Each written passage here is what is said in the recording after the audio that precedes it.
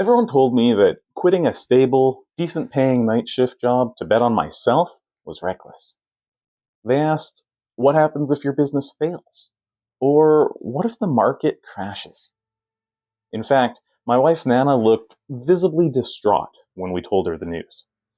And my father in law later pulled me aside to let me know that we could crash at their house if we happened to lose ours. Not exactly a vote of confidence. So, how is this journey going? Well, 2025 is coming to a close, and I now have a complete picture of the numbers. I didn't just survive. I replaced my old salary and then some. I made $54,000 doing nothing but holding on to stocks. And I made another $108,000 from my tech business, Why Not Tech Services. That's enough to over double my old $70,000 night shift salary. But that's really just the highlight reel. The reality was a lot messier. For one thing, I still had that $70,000 salary to rely on up until mid October when I quit the job. Plus, some of those dividend stocks absolutely crashed in value. And the coming tax bill on this money is still a bit scary to think about. Get subscribed so you can hear how that turns out once all the dust settles on tax season.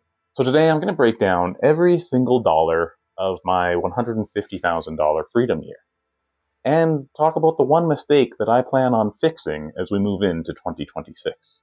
So with that, let's get into the numbers, shall we? So here's our snapshot just of what I'll be getting paid basically, Monday because of the holiday. Turns out to be about $982 for the week. That's perfect. It's been floating around $1,000 a week, and that covers all my bills with my business income just fine.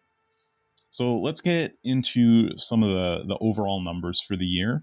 The first we're going to look at is, am I actually able to live off my dividends?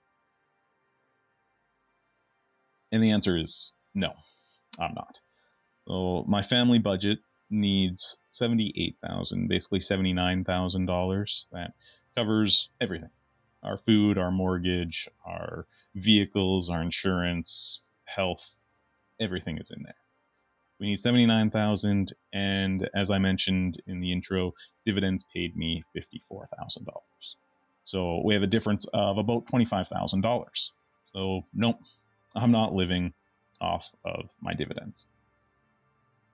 But if we add in the tech business, do I make enough money with dividends and business income combined? Well, here our family budget still about $80,000, $79,000. Dividends paid me $54,000. Tech business made $108,000. So I have a surplus of almost $85,000. Great, we're good. But that tech business income is total income, not profit, not what I paid myself. So let's add in the business expenses to it. So with dividends and business income, do I make enough money when we only account for the business income that actually pays me?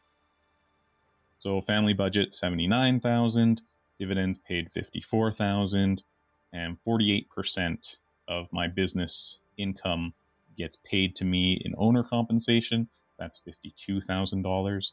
We still have a surplus of $27,000. It's a much smaller surplus than that 85. That would be nice.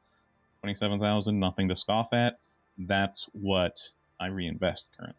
So next, I thought it would be kind of interesting to take a look at what I got paid hourly when I had a stable full-time job versus what I'm making now after the fact. So if we come over here, like I said, I made about $70,000 in that night shift job. My average hours worked each week was 40. So that's 1920 a year, including my 4 weeks of vacation taken out of there. So my effective hourly rate was $36.46. Not bad for an hourly job, although I was paid salary. So this average is true. Sometimes I worked 38 hours a week, sometimes much more than 40. So I I just averaged it out to a 40-hour week. So how about now that I am off the clock, so to speak, working for myself, relying on this dividend income and my business income? Well, my effective hourly rate, if we add up our income, so our dividend income and our business income, is $106,000 a year. And I work basically 9 to 3 is what I try to schedule myself, Monday through Friday. So that's 30 hours a week. And that means that my yearly hours, if I still take 4 weeks of vacation, is 1,440 hours a year. This works out to $73.94 a hour. So I'm much better off this way. I'm making more hourly and working less, taking home more. It's a win-win, especially when you consider that back here with this night shift hourly, yes, I was working an average of 40 hours a week at my night shift job. I was also working anywhere from 15 to 25 hours a week on my business. So I was doing both. Realistically, working, was that 55 to 60, 65 hours a week? I was working nonstop. So the change from mid-October to now has been very drastic for me. It's been great for my mood, my personal life, my health and fitness, my sleep, and my family life. It's all gone through the roof. But what was that mistake that I mentioned I made in 2025? Or really, the mistake started back in 2024. I haven't actually shown these numbers before in this way. In fact, before I put together these sheets, I hadn't looked at these numbers side by side like this. So the mistake was that some of my tickers have lost a lot of share price value. We're talking a lot of value here. So I laid out my biggest holdings and looked at how much they lost. So here you can see my exact book price for all of my big holdings, what I've paid for them. You can also see what they're worth now. And then, of course, the big kicker, the gain and loss. So a few things about the numbers on this sheet I should let you know. First of all, everything is converted into Canadian dollars. So for Alti, Coney, Misty, Winter, Tesla, and NVDY, I buy those in US dollars, but for tracking purposes, I convert them to Canadian because I always convert my dividend payments to Canadian because that's where I live and what I work off of.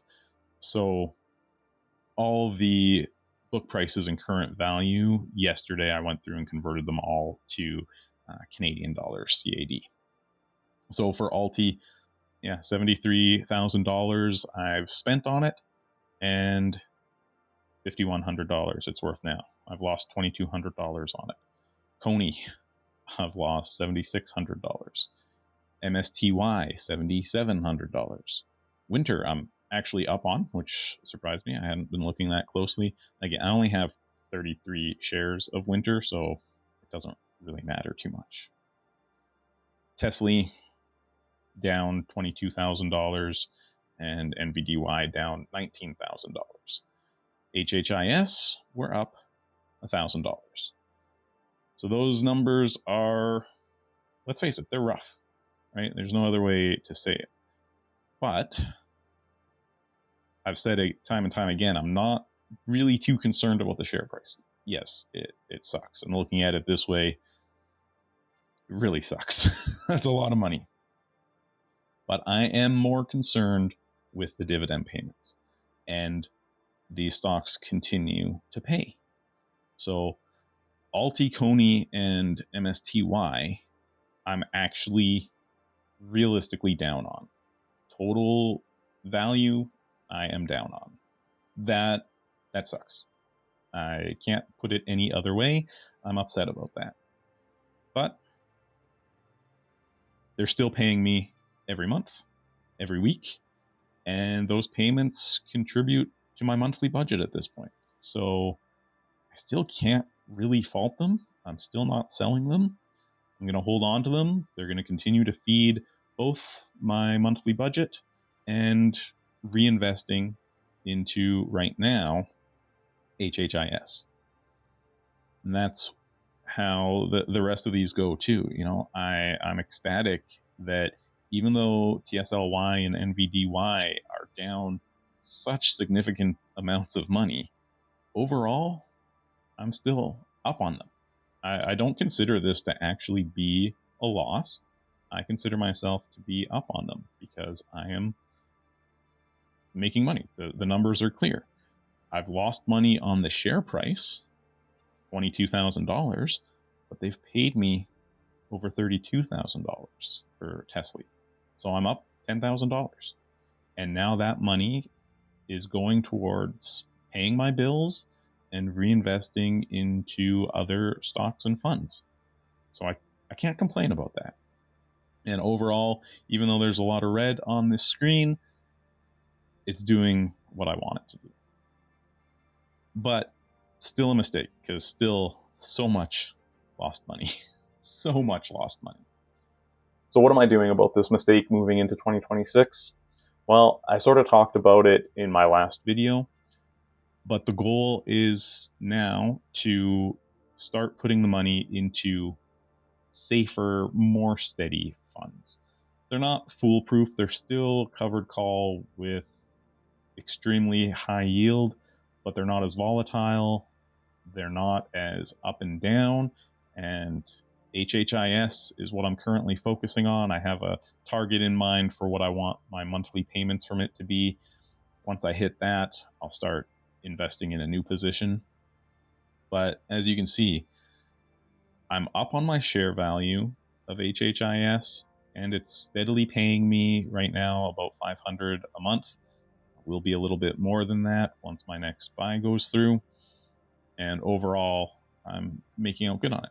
So the funds that my yield max are paying me out each and every week are now being moved over into the safer funds. And as 2026 goes on and beyond, we'll see these super volatile and, funds that are honestly tanking. They'll become less and less of my portfolio as these safer ones get more and more purchases and start to go up. And because they have more of a set distribution per share than the yield max ones that change from week to week, I'll be able to build a steady concrete base. So that's my plan moving into 2026. I hope you enjoyed this video that showed you with complete transparency the mess of what I'm looking at, what I've been dealing with, and where I'm going in this next year. If you're new here, please hit the like button, get subscribed, follow along on my journey, because I'm sharing everything, not hiding anything. And of course, I want to remind you that none of this is financial advice. I'm not telling you to go out and buy any of these stocks. I'm not telling you that you should invest in YieldMax. I'm not telling you to sell YieldMax and invest in HHIS. I'm only sharing what's been working for me or what's not been working for me and what I'm doing about it going forward. Thanks so much for being here, and all the best.